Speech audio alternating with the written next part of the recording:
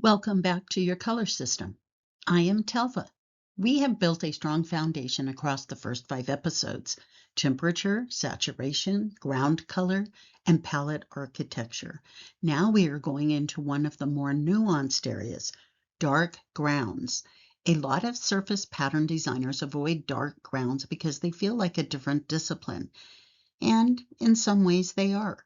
A dark ground design requires a different set of color decisions than a light ground design, but they are not as separate from your existing color system as you might think. If your color system is strong, dark grounds are a natural extension of it. Dark grounds reverse the visual relationship between foreground and background. On a light ground, your motif colors are defined by how they sit against a pale or neutral base. On a dark ground, your motif colors are defined by how they sit against depth. This changes almost everything about how the palette reads. Colors that were mid-tone on a light ground become luminous on a dark ground. Colors that were muted become mysterious. Colors that were warm become richer. The dark ground amplifies and transforms. This is why you cannot simply take your light ground palette and put it on a navy or black without adjustment. Some colors will disappear completely. Others will dominate in unexpected ways. Dark ground designs consistently perform well in several commercial contexts. Premium gift and home goods, particularly in the fourth quarter buying cycle, reach for dark grounds heavily because they read as luxurious and giftable on shelf. Holiday collections in almost every category use dark grounds: navy, forest green, burgundy, warm charcoal, because they read as festive and rich. Men's and gender-neutral product lines use dark grounds reliable because they fit those category aesthetics. And in apparel, dark grounds have a perennial commercial presence because they photograph really well. They hide wear and read as versatile. A designer who can confidently produce dark ground versions of their palette has significantly more commercial range than one who works exclusively on light grounds. In practical terms, the categories where dark ground designs are most commercially active are premium home goods, holiday and seasonal products, gifts and stationery, gender-neutral apparel, and pet products. Pet products are worth noting specifically because that category skews dark ground heavily. Buyers there will seek it out. The categories where dark grounds are less common are children's wear, especially infant and toddler, which strongly prefers light and mid-tone grounds, and lightweight summer apparel, where dark grounds can read as just too heavy.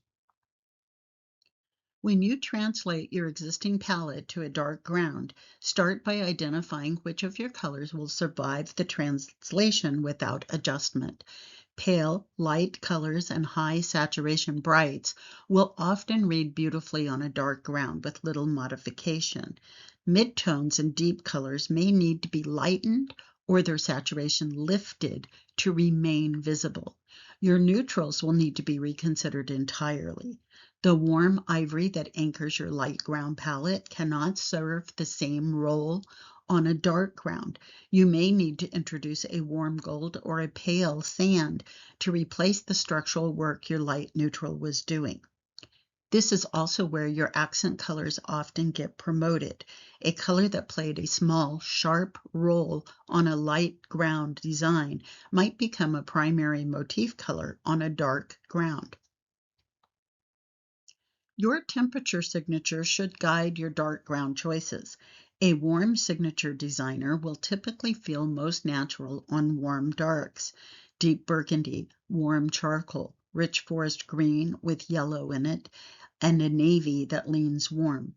A cool signature designer will feel most natural on cool darks: true navy, cool charcoal, blue-black, and slate. Crossing your temperature signature on a dark ground is possible and can be stunning, but it requires a strong execution. If you are new to dark grounds, stay in your temperature lane the first few times. Master that technique before adding any complexity. The most common mistake is choosing a dark ground that is too close in value to the motif colors. If the dark ground is very dark and the motif colors are also deep, the design loses contrast and becomes muddy. The second most common mistake is using the same proportion relationships from a light ground design. On a light ground, a small scale, dense repeat can be beautiful. On a dark ground, the same scale can feel claustrophobic. Dark grounds often benefit from more space, more breathing room between motif elements.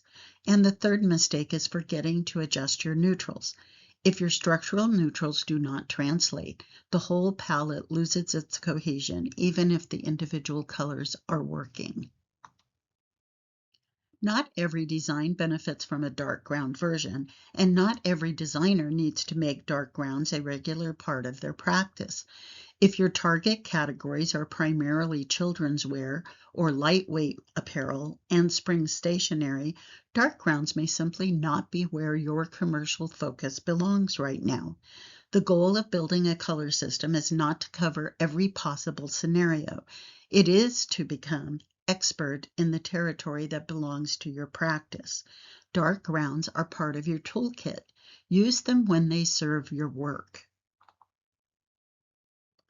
In the next episode, we are talking about scale, contrast, and the retail environment, specifically how your palette and your print scale have to work together for the work to function on product in an actual store. This is one of the most practical episodes in the series. I'll see you in episode 7.